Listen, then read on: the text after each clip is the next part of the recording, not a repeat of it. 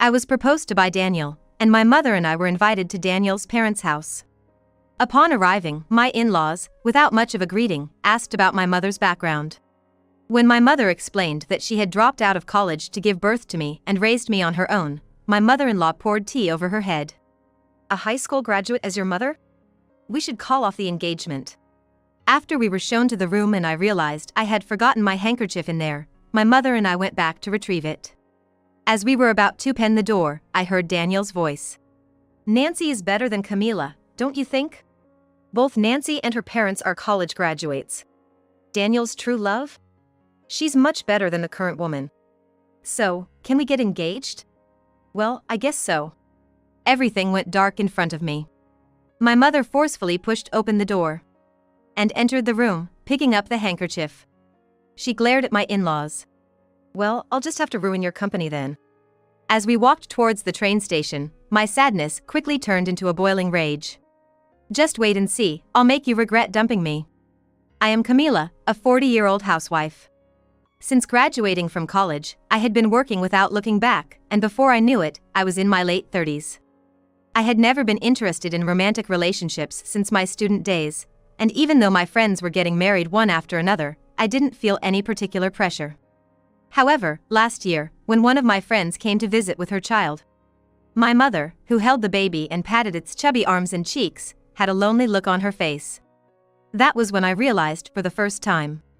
My kind mother had never pushed me to get married, but deep down, she had wanted to hold her grandchild as soon as possible. After a while, Daniel joined our company. He seemed to be the heir to a well-known local company. Our company president knew Daniel's father, and Daniel was working at our company for a while to gain some experience. Daniel was tall and had a gentle demeanor, giving off the impression of a pampered young man. Naturally, the female employees were excited. I wasn't particularly interested in Daniel at first, but as we worked together on a project in the same group, we became close and had lunch together a few times. About 6 months later, during a meal, I noticed that Daniel was eating very little and seemed to be struggling to speak to me. "Camila, do you have a boyfriend?" "No. I guess I missed my chance because I was so focused on work." I laughed it off, and Daniel became flustered. "It's just that we never crossed paths before. You're beautiful and capable, after all." I was taken aback, and Daniel blushed up to his neck, stammering. "What about me?" "What?" "For the past 6 months, I've been watching you all this time. If you're okay with it, would you go out with me?" I was surprised because I hadn't considered him a romantic interest before. But I was touched by his lack of experience with women, and that's how I started dating Daniel.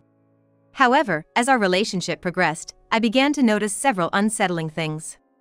Daniel, who appeared gentle and easygoing, was actually quite indecisive in his daily life and heavily dependent on his mother.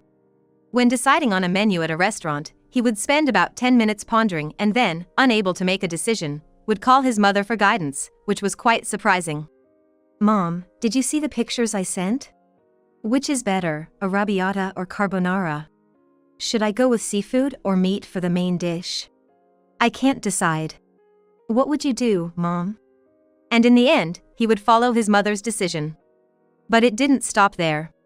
As our relationship deepened, Daniel started reporting on our relationship to his mother in great detail.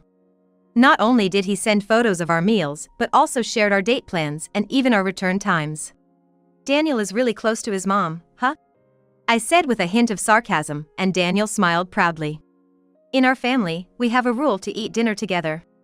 When I have dinner outside with you, Mom prepares some snacks and waits for us with drinks. That's why I let her know the return time every time." I thought it was unnecessary to inform his mother of our destination, but I kept my thoughts to myself. Until he confessed to me, I honestly hadn't thought of him as a potential partner. But after we started dating, I found myself increasingly drawn to him. He would make funny faces to calm crying children in stores and patiently explain the self-checkout process to elderly people who were confused. His kindness warmed my heart as well. He was a gentleman, kind, and good with kids. Hardworking and well-liked by his colleagues. He was perfect as a future husband. "By the way, Camila, what time do you need to be home?" "Home time?" I nearly dropped my fork in response to his question during dinner. "I live alone, so I don't have that kind of thing." Once I became a working adult, that rule was abolished. Oh, really? We have a 9 p.m. curfew. Huh, you have a curfew? I was taken aback, and Daniel nodded with a smile. Yeah, that's right. So when it becomes overtime, I can't go on dates. Let's work hard to finish our work, okay? Yeah. I forced a smile and replied. However, Daniel occasionally made comments that seemed like he was showing off, though I knew he didn't mean any harm. Daniel, the heir to the company, seemed to have been cherished by his parents from a young age. He attended a prestigious private school from kindergarten to high school, followed by an Ivy League university. His upbringing was reminiscent of famous celebrities. He had extracurricular activities like piano and violin lessons and even had a private tutor from a young age. No wonder he was so different in demeanor and speech from the boys I went to elementary school with. On the other hand, whenever I talked about my childhood, Daniel would narrow his eyes and wear a somewhat mocking expression. I doubt I'd get along with your classmates. They seem energetic, to say the least. His comments made me hesitate to reveal my own background. I had always told him that I came from a single-parent household, keeping the details a secret. The truth was, I didn't even know what my father looked like. During her university years, when my mother informed me that she was pregnant, her boyfriend at the time dropped out and disappeared. My mother, who also dropped out of college, worked tirelessly and received help from her family to raise me. I admired my strong-willed mother and took pride in my upbringing. However, the vast difference in our upbringing backgrounds with Daniel made me fear his reaction, so I had not been able to tell him.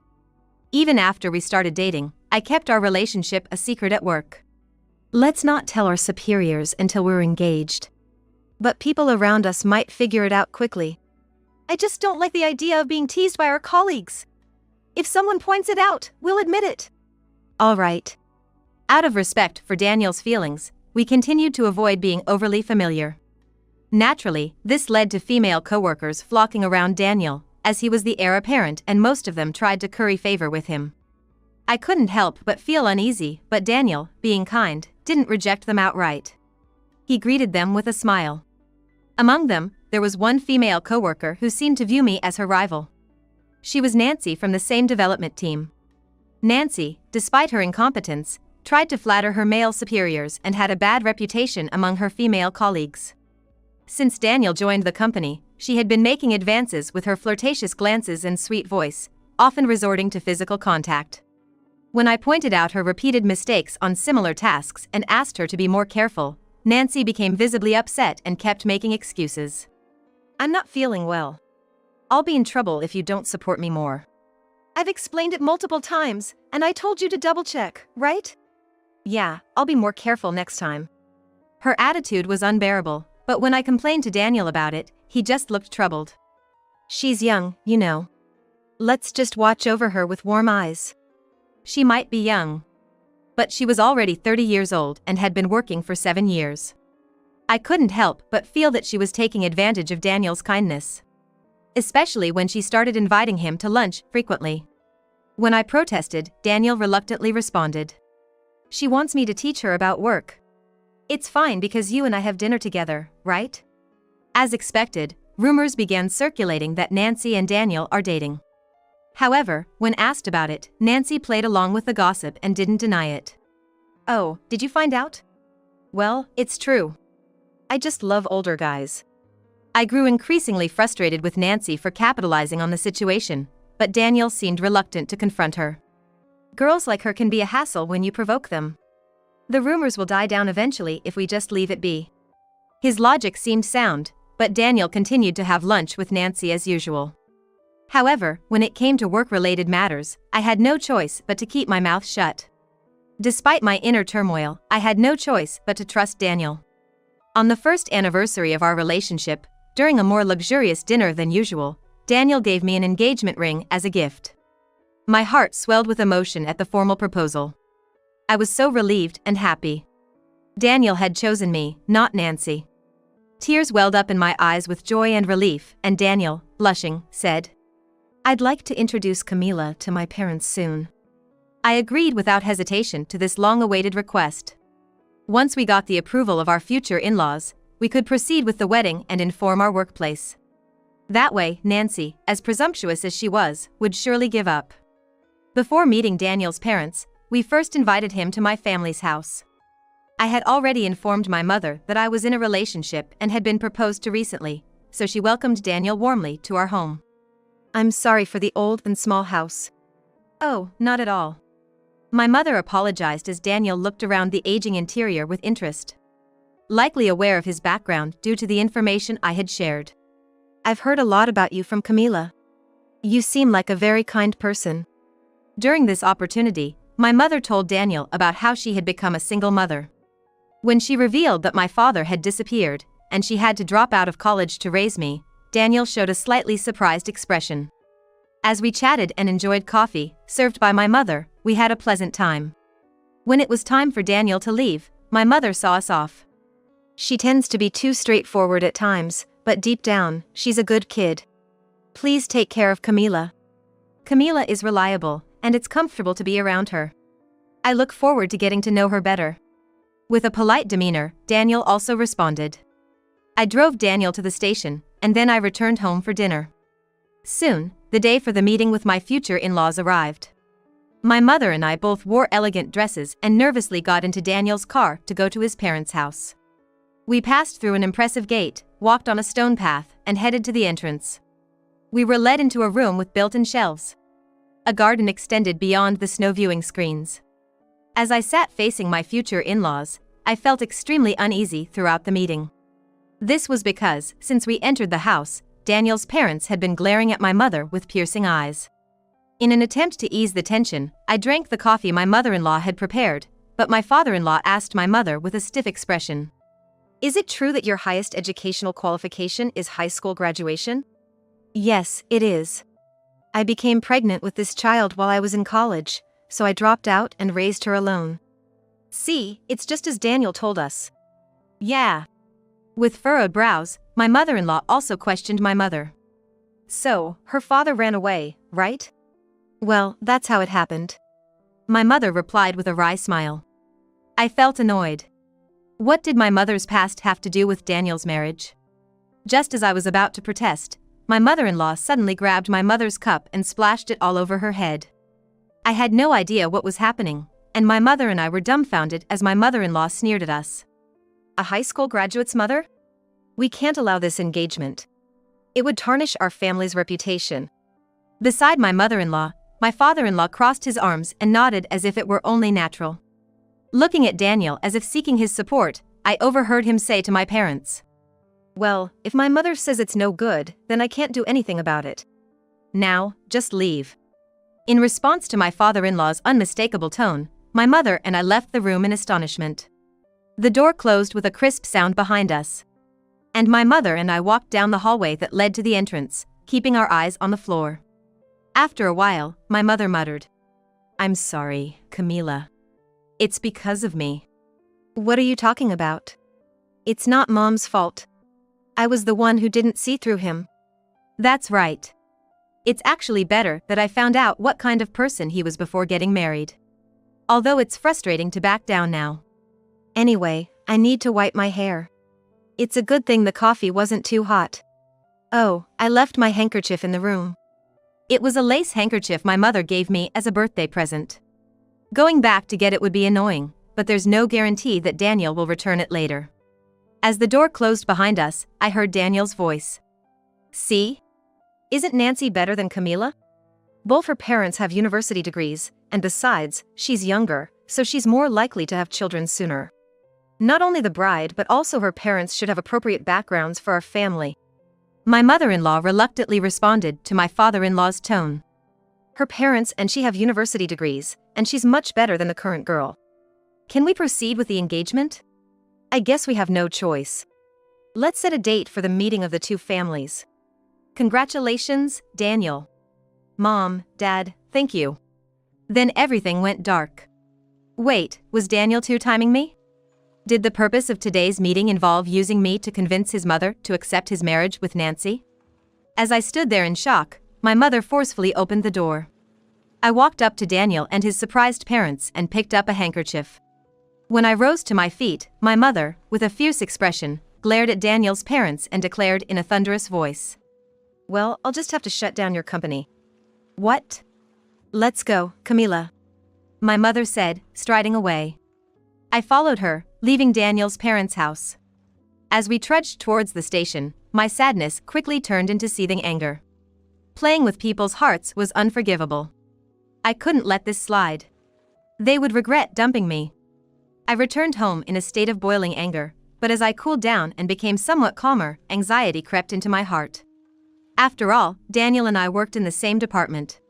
Tomorrow was bound to be awkward. How should I even face him? I spent a sleepless night, and when I went to the office the next day, to my surprise, Daniel greeted me with a casual hello. He was all smiles as usual, completely unapologetic, and I, with my sleep-deprived and puffy eyes, felt like a fool. So, I decided to put aside my personal feelings and interact with him as if nothing had happened. However, from that evening onward, Daniel started bombarding me with messages full of excuses. I didn't stop loving you. Meeting you was just bad timing after I met Nancy. I fell in love with someone else, but I couldn't bring myself to break up with you. It was hard to admit, and I felt awful after proposing impulsively. Finally confessing felt like a relief. Let's forget about this incident. If the company finds out, it might affect my career. Let's continue being good colleagues, just like before. I was exasperated with Daniel, who seemed to care only about himself, and I couldn't find the words to reply. He persisted with calls after work. Camila, you're listening to my voice messages, right? Why won't you pick it up? Camila, even if we've called off the engagement, it doesn't mean we can't be friends. It's lonely when you ignore me. Let's maintain a good working relationship as we did before. It's common courtesy, right? Fed up, I showed the messages to my mother and discussed how to handle the situation, including listening to his voicemails. After a week of ignoring him, when I finally answered his call, Daniel sounded relieved. Camila, you finally picked up. I'm so glad. I was worried you'd block me. Daniel, I want to visit your parents' house one more time. That's a bit. As Daniel hesitated, I made a suggestion. I want to return the engagement ring. And also, it might be reassuring for your parents if we write a letter stating that we won't disclose this matter to our colleagues, don't you think? Fine. I'll ask my mom. That evening, I received a message from Daniel. With the promise that this would be the last contact, he agreed to let us visit his parents' house. I told Daniel that my mother and I would like to come over the next weekend, and we prepared thoroughly. On the day of the visit, Nancy had arrived at Daniel's parents' house ahead of us. She looked shocked when she saw me at the entrance. Camila? Why? I didn't invite Nancy, Daniel hurriedly explained. I invited her. I thought it would be better if everyone involved were present. Nancy, you'd like to witness me returning the engagement ring to Daniel, wouldn't you? I definitely want to see it. Excuse me for intruding. With a boisterous entrance, Nancy walked inside, causing Daniel and his parents to put on displeased expressions. However, his father welcomed Nancy with a smile. Daniel and his mother probably realized they couldn't send Nancy away. I, my mother, and Nancy were guided to the same room as last time. My mother, with a stern expression, extended her hand and demanded, "Hand over the diamond ring. That was expensive." I removed the engagement ring from my finger and handed it over as my mother grabbed it from me and promptly locked it in a jewelry box. Now, write an agreement that you won't talk about this incident at work. We can't trust a high school graduate's daughter.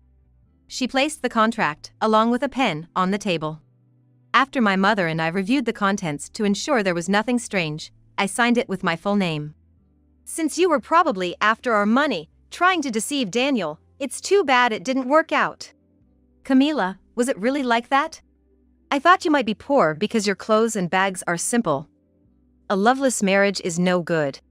Nancy sneered, giving my mother and me a disdainful look. Now, go home, you're in the way. Let's offer Nancy some high-quality coffee and dessert. Just wait a moment. Sure. Thanks a lot. During the daytime, Daniel's tipsy father, having whiskey, was entertaining Nancy in his slightly intoxicated state. Daniel watched with a pleased expression. I couldn't help but let out a chuckle and gave Nancy a piece of advice. Nancy, are you really planning to marry Daniel? Seriously, Camila, do you still have feelings for Daniel? You're being persistent. I laughed off her skepticism. No way. I just wanted to make sure. They say divorce is even more challenging than marriage, you know? Camila, stop teasing her. Didn't we say it was just bad timing? Daniel said it so brazenly that it made me want to burst into laughter. I stared at him and spoke firmly. What? Bad timing? You've got some nerve. Nancy, you better get to know his true colors well.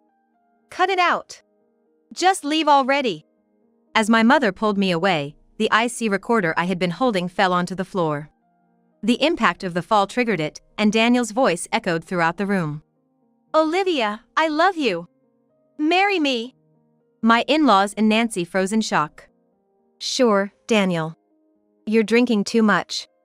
What if you end up wasted like yesterday? What will you do then? In that case, I'll sleep in Olivia's lap. She'll pat my head for me. That's fine. I'll give you a lap pillow and pat your head. So, can we have some Armand champagne? Sure thing. I want Dom Perignon too. Okay. Order whatever you like. Yay! Our future president is so generous. Dom Perignon and Armand, coming right up. Nancy's face twitched. I know about these things. Both of those are incredibly expensive drinks. At this rate, no matter how much money you have, it won't be enough. Just leave it. We have plenty of money. That's why, Daniel, you said your curfew was at 9 p.m., right? After our date, you wanted to go to a nightclub. And you pretended it was to report to your mom, but you were actually telling the girls what time you'd be arriving at the nightclub, right? I sighed and glanced at his mother, who had turned pale. Daniel, you still haven't cut ties with that woman? Because Olivia is cute. Daniel pouted. Olivia has a serious illness. On top of that, her parents are missing. Yet, she's working at a nightclub to send her brother to college. She's such a good person, don't you think? I glared at him and said sternly. She's someone I have to support, you know. That storyline is definitely a lie, isn't it? Stop it. Just go away. This isn't the time to make a fuss. My normally mild-mannered Daniel raised his voice, leaving my in-laws and Nancy wide-eyed in astonishment. After a brief pause, Nancy covered her face with both hands and burst into tears. This is awful. I've always believed in you, Daniel. Nancy. He's breaking up with Camila, so let's get married. He's been telling me that ever since we started dating. So, I endured only being able to meet on weekends. I never thought I'd be seen as lower than those girls. Sorry, Nancy. Daniel stammered. It's different. Olivia is like my idol. You know how some people continue supporting their favorite idols even after getting married? She's that kind of presence. So don't worry about it. You're saying you love me, but what about the money you've spent on her in just one night? Even if we get married, you'll still spend money on that woman. I can't forgive this. Daniel, don't make Nancy cry. Hey. I don't know if you hired a private investigator or something, but stop digging into this. They retorted with a malicious tone, and I couldn't help but smirk. Of course not. This was just to confirm. I heard that divorce is even more difficult than marriage. Ugh. My mother-in-law, who was at a loss for words, was the one I looked at next. For Nancy, Daniel is important. Huh? Or is it the money that's important? Hey! Don't compare me to her. Nancy shot back at me. Because, after that drinking party the other day, messages came from colleagues. Nancy was drunk and bad-mouthing Daniel. Ignoring Nancy's pale face, I showed the messages from colleagues to my in-laws and Daniel. Nancy was saying terrible things about Daniel. Calling him a weak-willed rich kid, accusing her of faking affection for money.